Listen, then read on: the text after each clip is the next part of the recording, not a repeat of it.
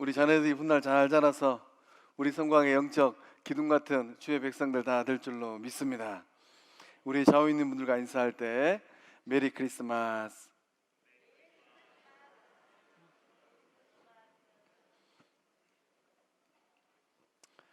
다시 한번 인사할 때 예수님이 몇 순위입니까? 예수님이 몇 순위입니까?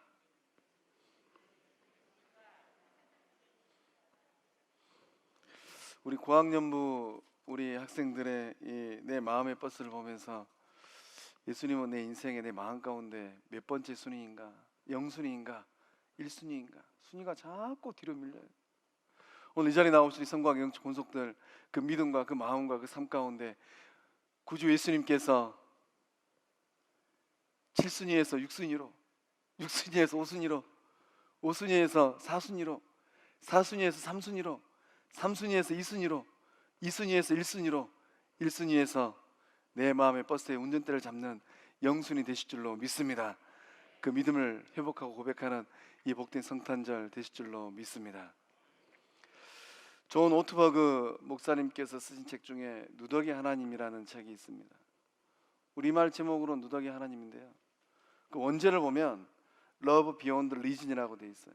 이성을 초월하는 사랑, 조건 없는 사랑, 이유 없는 사랑이라는 거예요.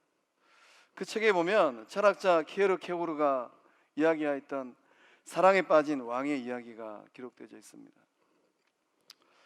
어떤 왕이 한 여인을 사랑하게 되었어요. 정말로 사랑했습니다. 진정으로 사랑했어요. 사랑했던 그 여성은 누구인가? 명문가의 곱게 자란 딸이 아니고 저 농촌에 별 볼 일 없는 비천한 삶을 살고 있는 농가의 딸 소녀였습니다. 왕은 이 소녀를 정말로 사랑했어요. 진정으로 사랑했습니다. 이 소녀는 왕가의 혈통이 아니에요. 감히 내가 넘볼 수도 없는 왕의 사랑을 입기에는 너무나도 볼품없는 그런 사회적 지위와 삶의 자리에 놓여 있습니다. 또 귀수택의 이 자녀들처럼 공식적인 교육도 받지 못했다고 합니다. 누더기를 걸치고 허름한 집에서 허드렛 일을 하면서 또 거친 밥을 먹으면서 그런 인생을 살고 있는 어느 누구도 알아보지 못할 그런 소녀였습니다. 문제는 이 왕이 이 소녀를 사랑한 거예요. 여러분이 왕이라면 어떻게 처신하시겠습니까? 이 사랑에 빠진 이 왕은 이 사랑의 마음에서 헤어나올 수가 없었습니다. 어떻게든 이 소녀로부터 사랑하는 마음을 얻고 싶었어요. 왕의 옆에 있던 신하들이 조언을 합니다. 폐하, 어명만 내리십시오. 폐하께서 어명을 내리신다면 그 소녀를 당장 데려다가 왕비로 삼겠습니다. 막강한 힘을 가진 왕이에요. 왕의 명이라면, 왕의 명령이라면 그 어느 누구도 거스를 수가 없습니다. 이 왕이 곰곰이 생각해 보니까 그렇게 왕의 명령으로 강요로 해서 얻은 사랑이 진정한 사랑일까? 말 한마디면은 별 볼 일 없는 그 소녀를 데려다가 왕비로 아내로 삼을 수 있습니다. 그렇게 한다고 해서 진정한 사랑을 내가 얻을 수 있을까? 이런 고민이 되었습니다. 또 옆에 있던 다른 신하가 왕에게 또 조언을 합니다. 폐하, 그 소녀의 지위를 격상시키십시오. 벼슬을 내리고 공주들이 입는 옷을 입히고 보석으로 치장케 하십시오. 그 다음에 궁중으로 데려와서 왕비를 삼으십시오. 저 그럴싸해 보입니다.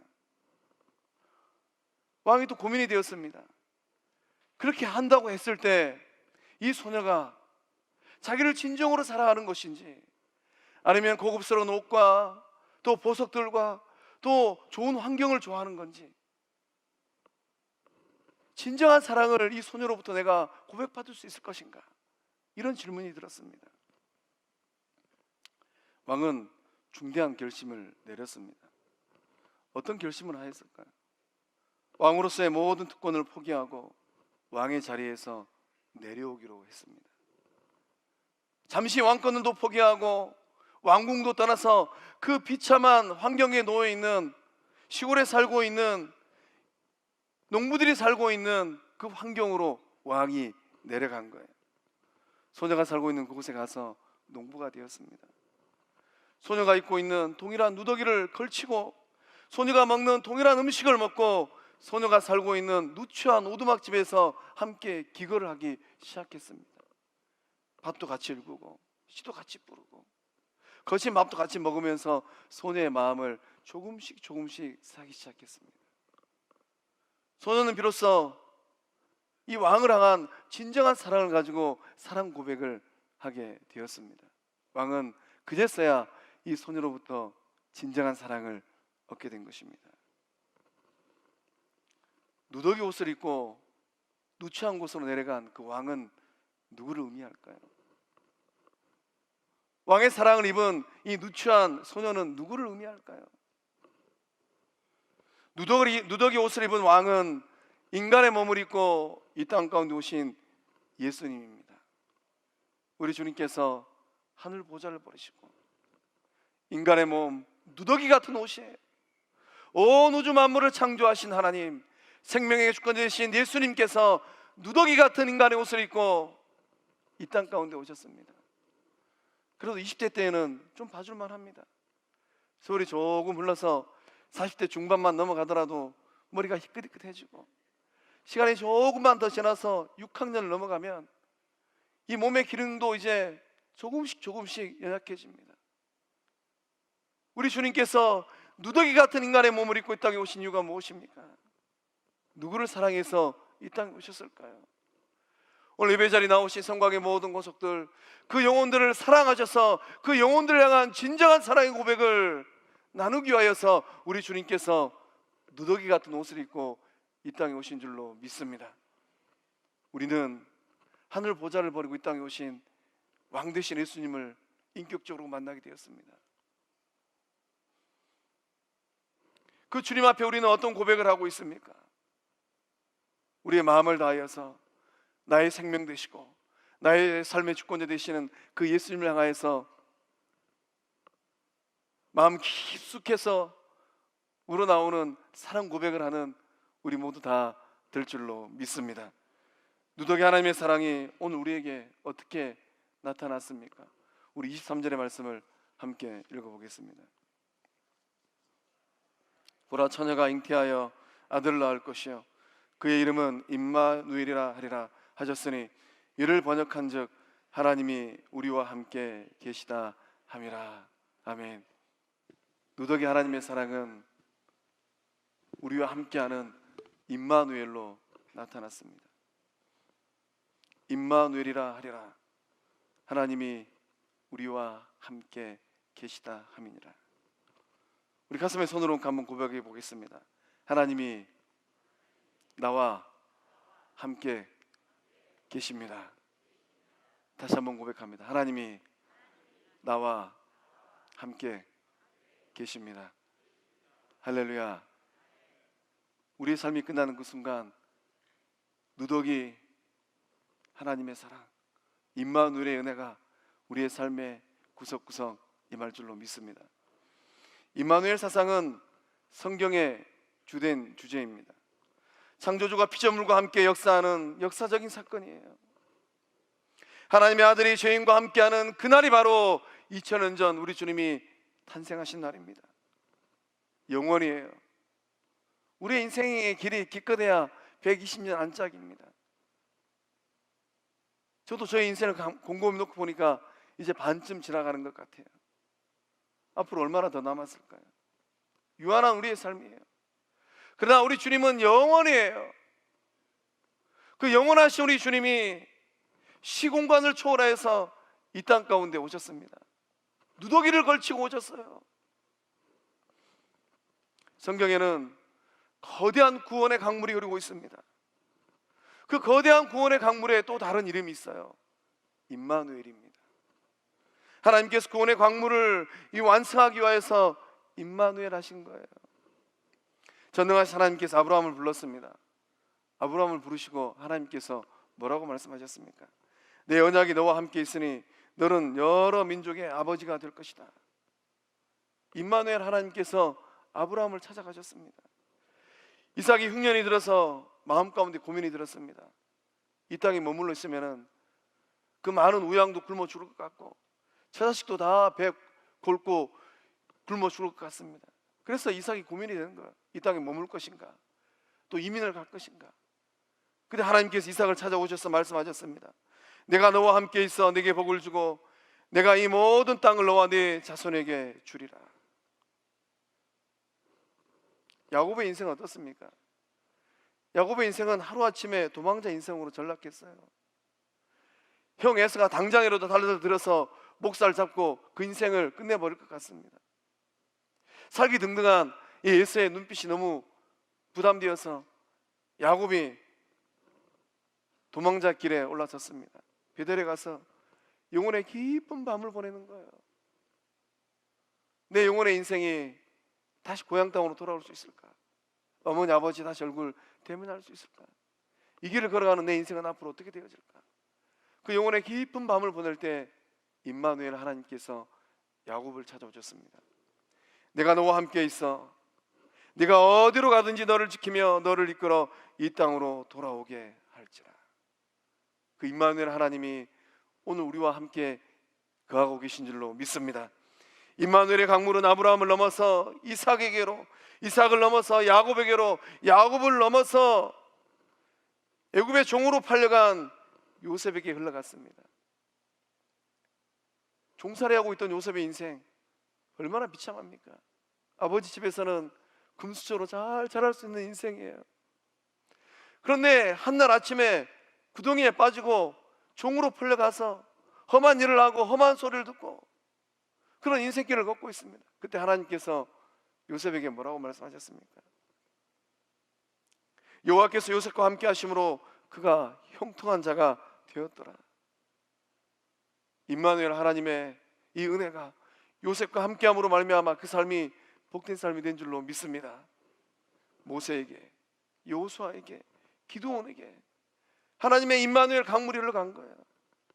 기드온을 생각하면 참 이런 생각이 듭니다. 기드온은 성경의 많은 인물들 가운데 이렇게 표현해서 기드온이 좀 서운할 수도 있을 것 같아요. 기드온은 찌질한 사람 같아요. 민족과 국가가 어려움 가운데 놓여 있으면은 용기를 내어서 미디안과 싸우고 또 백성들을 위로해야 되는데 자기 살기 위하여서 포도주 틀에 들어가서 수확을 하였습니다. 이런 기도원을 향하여서 하나님께서 뭐라고 말씀하십니까? 큰 용사야. 자기 스스로 볼 때 너무나도 작아 보입니다. 통 안에 들어가서 출소할 수밖에 없는 그런 찌질이 같아요. 용기도 없습니다. 그런데 임마누엘 하나님께서 기도를 찾아가서 큰 용사여라고 불러주셨어요. 큰 용사 여호와께서 너와 함께 계시도다. 하나님의 임재하심, 임마누엘 하나님의 역삼이 기드온에게 임하였을 때 기드온은 나라를 살리고 민족을 살린 주의 권속된 줄로 믿습니다. 임마누엘의 강물은 구약에 등장한 많은 이스라엘 백성들의 그 삶의 자리를 적셨습니다. 세상에 수많은 군왕들이 일어났어요. 힘겨루기를 할 때도 임마누엘 강물은 역사 속에서 도도하게 흘러갔습니다. 강대한 나라 애굽이 일어났습니다. 강대한 나라 아수르가 일어나고 강대한 나라 바벨론이 일어났어요. 그러한 강대한 나라들이 힘겨루기 할 때도 임마누엘의 강물은 역사 속에서 막히는 것이 아니라 도도하게 흘러간 것입니다. 유다 백성이 포로 신세로 바벨론으로 끌려가서 70년 노예 생활할 때 그곳 가운데서도 임마누엘의 강물은 흘러갔어요. 소망이 없고 절망 가운데 놓여 있는 유다의 백성들에게 임마누엘 하나님께서 함께 하셨습니다. 절망에, 고통에, 슬픔과 눈물 가운데 놓여있던 그들을 하나님께서 또 구원하셨습니다. 전능하신 하나님은 그 어느 누구도 막을 수 없는 임마누엘 이 강물을 만드셨습니다. 어떠한 왕도 어떠한 나라도 어떠한 사상도 이 임마누엘 강물을 막아낼 수가 없었어요. 이방의 많은 신들, 이방의 많은 우상들, 이방의 많은 군왕들이 이 강물을 막아서려고 했습니다. 로마도 막지 못하였습니다. 공산주의 사상도 막지 못하였어요. 이방의 많은 것들, 세상적인 것들은 임마누엘 하나님 앞에서 힘을 쓸 수가 없었습니다. 임마누엘 하나님께서 이제 이 구원의 강물을 유대 땅을 넘어서 이방 땅에 흘러보내기를 작정하셨어요. 그 하나님께서 임마누엘로 아기 예수로 우리 가운데 오신 줄로 믿습니다. 인간의 몸을 입고 이 땅 가운데 오셨습니다. 시간이 흐르고 세상이 변화해도 여전히 임마누엘이 강물은 도도하게 흘러가고 있는 줄로 믿습니다. 200년 전, 100년 전 그 임마누엘 강물이 조선 땅을 적셨습니다. 그리고 오늘 우리의 삶의 자리, 믿음의 자리에 임마누엘 강물이 흐르고 있는 줄로 믿습니다. 성도들의 삶이 때로는 고통과 고난에 깊은 수렁과 구렁텅이에 빠지기도 합니다. 때로는 너무 깊은 수렁과 구렁텅이에 빠져서 빠져나오지 못하고 허우적거릴 때도 있어요. 그런 상황 가운데 성도들이 믿음을 잃어버리지 아니하고 한 걸음 한 걸음 약진할 수 있는 이유가 어디 있습니까? 생명 되시는 임마누엘 하나님께서 함께하고 계신 줄로 믿습니다. 우리 주님께서는 세상을 떠나시는 그 순간에도 임마누엘 약속을 하셨어요. 우리 마태복음 28장 20절의 말씀 함께 읽어보겠습니다. 내가 너희에게 분부한 모든 것을 가르쳐 지키게 하라. 볼지어다 내가 세상 끝날까지 너희와 항상 함께 있으리라 하시니라. 아멘. 볼지어다, 눈 뜨고 보라는 거예요. 내가 세상 끝날까지 너희와 항상 함께 있으리라. 세상 끝나는 날은 언제일까요? 세상은 언제 끝날까요? 세상이 끝나는 날은 딱 두 가지입니다. 개인적인 종말의 날이에요. 우리 인생 시계가 또 1년 지나갑니다. 인생 시계가 째깍하고 또 지나가고 있어요. 인생의 시계바늘이 째깍째깍하고 지나갈수록 예수님 만나는 날이 가까이 다가오는 거예요. 여러분, 예수님 만나는 날을 고대하고 사십니까? 아니면 조금이라도 더 늦게 만나고 싶습니까? 우리 성광의 영적 권속들은 예수님 만나는 그날을 고대하고 소망하면서 인생길을 걷고 있는 줄로 믿습니다. 또 세상 끝난 날이 언제인가? 우주적인 종말의 날입니다. 사망의 권세를 깨뜨리시고 부활하신 우리 예수님 속히 오리라, 다시 오리라고 말씀하셨어요. 그 주님이, 심판의 주님이 다시 오실 때 그날이 바로 세상이 끝나는 날입니다. 그 끝난 날까지 우리가 홀로 인생길을 걸어가는 것이 아니라 임마누엘 우리 주님께서 누더기 옷을 거치고 우리와 함께 하실 예수님께서 우리와 동행하고 있는 줄로 믿습니다.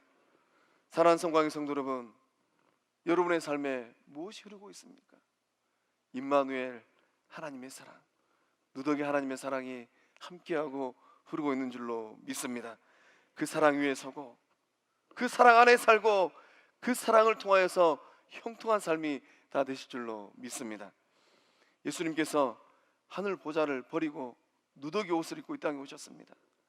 우리 주님께서 버리고 취한 것은 무엇을 취하였을까요?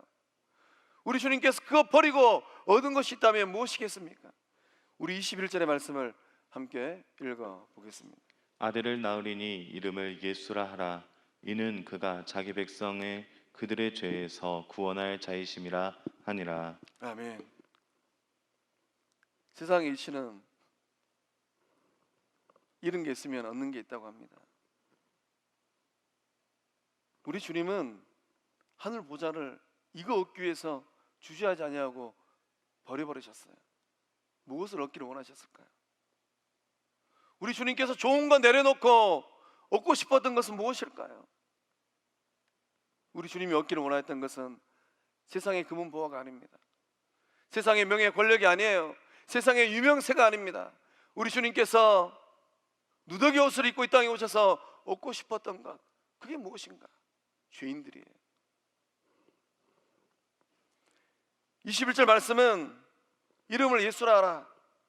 이는 그가 자기 백성을 그들의 죄에서 구원할 자이심이라. 자기 백성은 누구일까요? 누가 예수님의 백성입니까? 예수님께서 통치하시고 예수님께서 다스리는 사람, 그들이 예수님의 백성인 줄로 믿습니다. 예수님의 다스림을 받는 사람들이에요. 예수님께서 하신 말씀을 생명처럼 목숨처럼 여기는 거예요. 우리 주님께서 사랑하라, 용서하라, 섬기라라고 말씀하셨습니다. 그러면은 때로 내 마음이 상하고 자존심이 꺾이는 한이 있다 할지라도 주님 말씀을 생명처럼 여기는 거예요. 사랑하고 용서하고 먼저 손 내밀어서 섬기는 겁니다. 우리 성곽 영적 권속들 주의 백성인 줄로 믿습니다. 예수님의 소유된 백성이에요. 전인격적으로 나의 모든 것은 예수님 것입니다라고 고백하는 사람들입니다. 내 몸도, 내 인생의 시계도, 시간도, 내 인생의 관계도, 내 인생의 능력도, 내 통장에 있는 이런 한 푼원도 모두 다 주님의 것입니다. 예수님은 주의 백성들의 통치자로, 주권자로 이 땅에 오신 줄로 믿습니다. 유대인이든 이방인이든 주를 믿는 모든 백성들은 사망의 권세에서 구원받은 예수님의 통치를 받는 하나님 나라의 시민들인 줄로 믿습니다. 예수님은 죄 문제를 해결하기 위해 오셨어요. 이 땅 가운데 죄 짓지 않는 사람은 아무도 없습니다. 우리말에 털어서 먼지 안 나는 옷은 없다고 합니다. 세상에 있는 모든 사람들은 정도의 크기, 그 크기의 차이는 있지만은 저마다 인생길에서 다 죄를 짓고 인생길을 걸어가요. 앞에 있는 최 목사도 유예는 아닙니다. 내 인생의 삶이 다 끝나는 그 순간이 되어서야, 우리 주님 품에 안기고 나서야 머리로, 생각으로, 마음으로, 손으로, 발로, 몸으로 짓는 죄에서부터 자유하게 될 것 같아요. 히브리서 9장 28절의 말씀은 우리의 인생의 삶의 자리를 정확하게 기록하고 있습니다. 우리 함께 읽어보겠습니다. 이와 같이 그리스도도 많은 사람의 죄를 담당하시려고 단번에 들이신 바 되셨고 구원에 이르게 하기 위하여 죄와 상관없이 자기를 바란 자들에게 두 번째 나타나시느니라. 예수님께서 무엇을 담당하셨습니까? 누더기 옷을 입고 이 땅 가운데 오신 누더기 하나님 되신 예수님께서 무엇을 담당하셨어요? 많은 사람의 죄를 담당하기 위하여서 이 땅 가운데 오신 줄로 믿습니다. 그 많은 사람 가운데 누가 있어요? 그 많은 사람 가운데 매스컴에 오르락 내리락 하는 그런 흉악스러운 죄를 지은 저 큰 집에 가 있는 사람들, 그들이 있는 것이 아니라, 물론 그들도 있습니다. 그 많은 사람 가운데 누가 있는가? 제가 있고 여러분이 있는 거예요. 우리 주님께서 이 죄를 짊어지기 위하여 이 땅 가운데 오신 줄로 믿습니다. 우리 주님께서 죄 문제를 해결하기 위하여서 하늘 보좌를 버리고 누더기를 입고 이 땅 가운데 오신 줄로 믿습니다. 인간의 가장 근원적인 문제는 죄의 문제입니다. 죄의 문제는 가장 심각한 문제예요. 죄의 영향력으로 인하여서 관계가 파괴되어 버립니다. 생명 공동체가 깨지는 거예요. 믿음 생활하고 가정 생활하고 사회 생활할 때 누군가를 대하면서 왜 내 마음이 이렇게 불편할까? 왜 가까이 다가서지 못할까? 곰곰이 살펴보면은 나와 너 사이에 무엇이 있는가? 죄가 있는 거예요. 나와 너 사이에 아직도 해결하지 못한 그냥 눌러놓은 죄의 모습들, 영향력이 있는 겁니다. 우리 주님이 그것 해결하기 위하여서 이 땅에 오셨어요. 세상을 가만히 들여다보면 죄 문제로 인하여서 생명 공동체가 깨진 경우가 얼마나 많이 있습니까?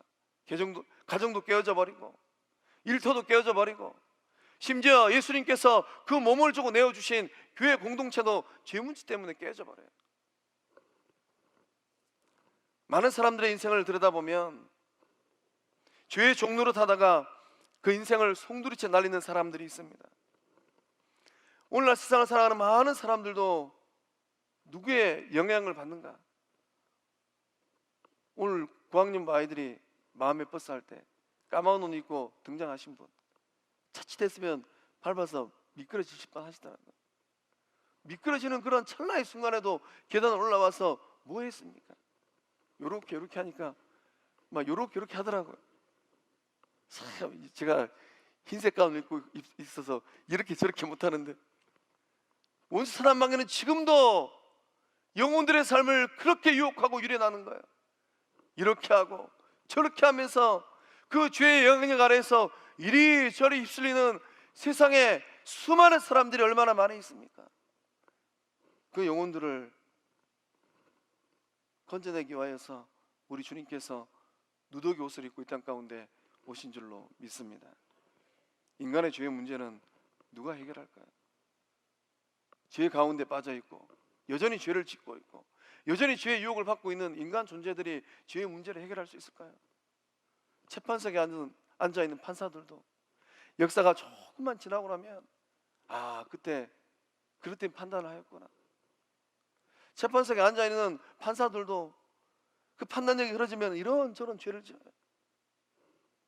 예수님께서 이 죄 문제를 해결하기 위해서 이 땅 가운데 오셨고 몸을 내어주시고 영원한 생명의 빛을 저와 여러분에게 주신 줄로 믿습니다. 이 생명의 빛을 가지고 있는 우리는 얼마나 복된 사람들입니까? 옆에 있는 분 보고 인사 한번 하겠습니다. 생명의 빛으로 얼굴이 환하십니다.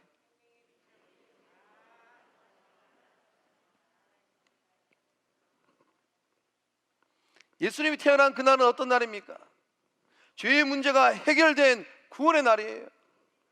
성탄의 날은 우리 주님께서 우리 모두를 죄에서 해방시키기 위해서 이 땅 가운데 오신 날인 줄로 믿습니다. 영혼의 해방의 선포가 이루어진 날이 바로 그 날이에요. 그러니 오늘 세상에 있는 많은 사람들은 캐롤을 듣고 또 자신들의 이 기분에 취해서 이리저리 다니지만은 구원받은 주의 백성들은 영적 해방의 기쁨을 가지고 영광 돌리고 찬송 돌리고 있는 줄로 믿습니다. 사랑하는 성광의 성도 여러분, 임마누엘 예수님을 통하여서 구원을 확정한 줄로 믿습니다. 우리 가운데 여전히 내 영혼의 구원의 문제에 대해서 여전히 헷갈려 하거나 아직도 확실 갖지 못한 주의 권속들이 있다면 오늘을 기점으로 해서 구주 예수님을 정확하게 만나는 복된 주의 사람들 다 될 줄로 믿습니다. 1970년 노벨 문학상을 수상한 사람은 솔제니친입니다. 솔제니친은 극적으로 회심한 사람이에요. 소련이 이 스탈린의 통치를 받았던 시절이라고 합니다. 이 스탈린의 이 통치 시절 때 유대인 의사 이 보리스 콤벨드라는 사람이 시베리아 강제 수용소로 끌려갔어요.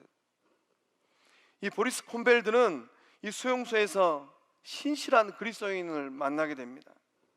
그래서 이 수용소에서 신실한 그리스도인을 통하여서 예수님을 영접하게 됩니다. 의사 보리스 콤벨드는 신실한 그리스도인이 전해준 이 복음을 통하여서 예수님을 통하여서 영적 자유와 수용소 안에 갇혀 있지만은 그 마음에 밀려오는 평안을 누리게 되었습니다. 예수님 만나고 나서 두 가지를 결심했다고 합니다. 하나님의 사랑을 가르쳐준 이 그리스도인처럼 이웃을 사랑하며 살겠습니다.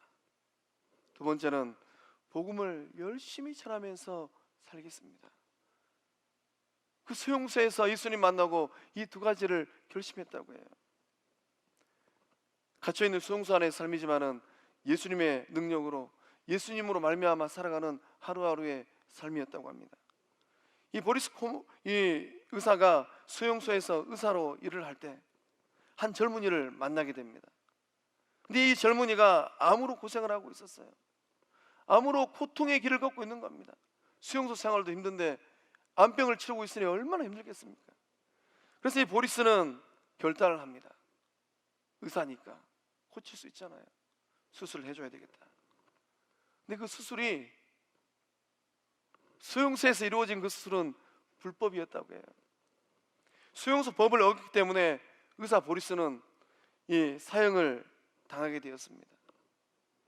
사형이 집행되는 전날 이 의사 보리스가 자기가 수술해준 그 젊은이 곁을 지켰습니다. 이제 보리스의 인생 시계바늘이 얼마 남지 않았어요.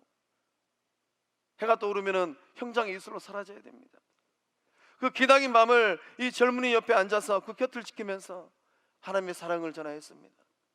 예수님의 구원의 소식을 진지하게 전하였어요. 날이 밝았습니다. 사형이 집행돼요. 마지막 질문을 이 보리스가 받습니다. 당신이 선택한 것에 대해서 후회가 없습니까? 그 젊은이를 수술하지 않았더라면 형장의 이슬로 끝나지 않아도 돼요. 그러자 보리스가 이렇게 대답을 합니다. 그리스도 안에서, 예수님 안에서 결코 후회되지 않습니다. 이 고백을 하고 이 땅을 떠났어요. 한 영혼을 사랑해서 그 곁을 지키면서 하나님 사랑을 전했습니다. 예수 그리스도의 복음을 전하였습니다. 그때 그 인생을 내어주고 수술해서 살아난 젊은이가, 청년이 누구였을까요? 믿음의 사람 대문호 솔제니치였다고 합니다. 사랑하는 성광 성도 여러분, 성탄의 정신은 무엇일까요? 무엇이 성탄의 정신일까요? 작은 예수가 되는 겁니다. 예수님께서 누더기 옷을 입고 이 땅 가운데 오셨던 것처럼 이제 우리도 작은 예수가 되어서 이웃을 사랑하고 복음을 전하는 것, 이것이 바로 진정한 성탄의 정신인 줄로 믿습니다. 기도하시겠습니다. 사랑의 하나님, 구주 예수님을 이 땅에 보내심에 감사드립니다. 인간의 몸을 입으시고 낮고 천한 이 땅에 오신 예수님, 누더기 하나님의 참사랑 가운데 살게 하여 주시옵소서. 임마누엘 하나님과 더불어 함께 사는 복된 삶이 되게 하여 주시옵소서. 세상 끝나는 날까지 함께하리라 말씀하였사오니 우리 인생이 끝나는 그 순간까지 주님의 뜻, 예수님의 말씀을 이루어내는 우리 모두 되게 하여 주시옵소서. 죄로 말미암아 고통받는 우리에게 해방과 자유를 주셨사오니 참된 제자의 삶이 되게 하여 주시옵소서. 이웃을 사랑하게 하시고 생명의 말씀, 복음의 말씀을 증거하는 우리 모두 되게 하여 주시옵소서. 영광의 하나님께서 우리의 삶을 붙드시고 임마누엘 도도한 강물을 우리의 삶에 구석구석 흘러보내심을 믿사옵고 우리의 생명 되시고 우리의 구주 되신 예수님의 이름으로 기도하옵나이다. 아멘.